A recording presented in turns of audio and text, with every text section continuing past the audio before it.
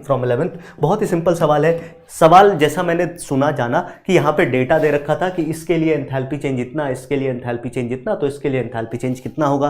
क्योंकि हमारे पास डेटा नहीं था तो हम इसी टाइप का एक सवाल देख लेते हैं। मान लो हमें यहाँ पे दे रखा है पहला रिएक्शन, दूसरा रिएक्शन और तीसरे रिएक्शन भी हमें दे रखा है और हमें CO2 की फॉर्मेशन की एंथैल्पी पूछी है।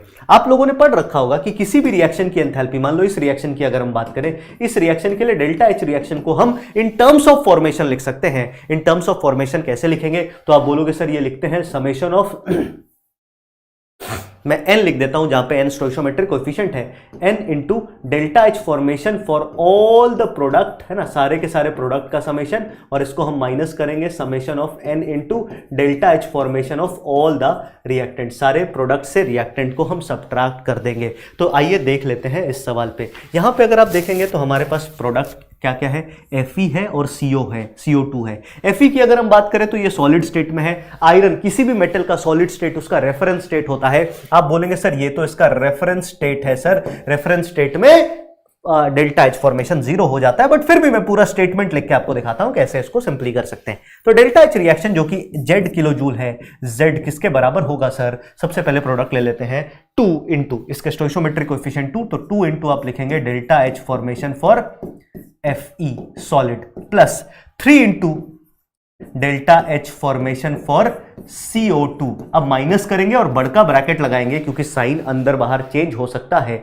साइन अंदर बाहर चेंज हो सकता है। तो आप अब आगे क्या करेंगे सर, इसके बाद अगर हम बात करें तो हम डेल्टा H फॉर्मेशन क्या कहते हैं रिएक्टेंट साइड पे आ जाएंगे। तो दिस इज Fe2O3 सॉलिड, उसके लिए हमें वैल्यू दे रखी है y। इसके कितने मोल हैं, एक ही मोल है। तो अब मैं पहले फॉर्मूला लिख देता हूं डेल्टा H फॉर्मेशन किसका सर, तो आप बोलेंगे Fe2O3 का, क्योंकि इसका एक ही मोल है तो मोल के बारे में कुछ भी नहीं लिखा।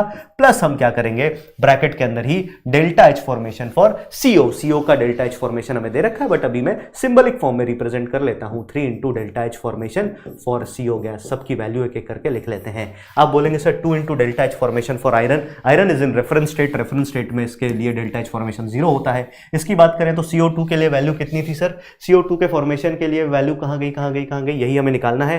ठीक है, तो इसको हम निकाल लेते हैं ना, इसको हम ऐसे लिख देते हैं, यहां पे Z है, Z is equal to 3 into delta H formation for CO2 जो हमें कैलकुलेट करना है। ये नेगेटिव साइन था, नेगेटिव को अगर हम इधर भेज लेंगे तो ये सीधा सीधा प्लस में आ जाएगा, नेगेटिव को इधर भेजेंगे तो प्लस में आ जाएगा। वैसे चलो लिख लेते हैं अभी के लिए, माइनस लगाया बड़ा bracket, delta H formation for Fe2O3 कितना है सर, तो आप बोलेंगे Fe2O3 के लिए अगर हम देखें, है ना, delta H formation for Fe2O3 हमें दे रखा, ये y है, तो यहां पे लिखा हमने y plus 3 times delta H formation for CO का डेल्टा H फॉर्मेशन x है तो प्लस 3x कर दिया। इसको इधर लेके आएंगे तो हम लिख देंगे delta H formation for CO2 ये किसके बराबर होगा, this will be Z plus y plus 3x, और हम 3 से इसको डिवाइड करेंगे, ये हमारा आंसर आ गया। देख लेते हैं 3x, है ना, ये आ गया कितना 3x plus y plus Z by 3, जो कि डी ऑप्शन करेक्ट है। अगर वैल्यूज दे रखा था, हाँ मेरे को पता है ये इंटीजर टाइप का सवाल था, वैल्यूज दे रखा था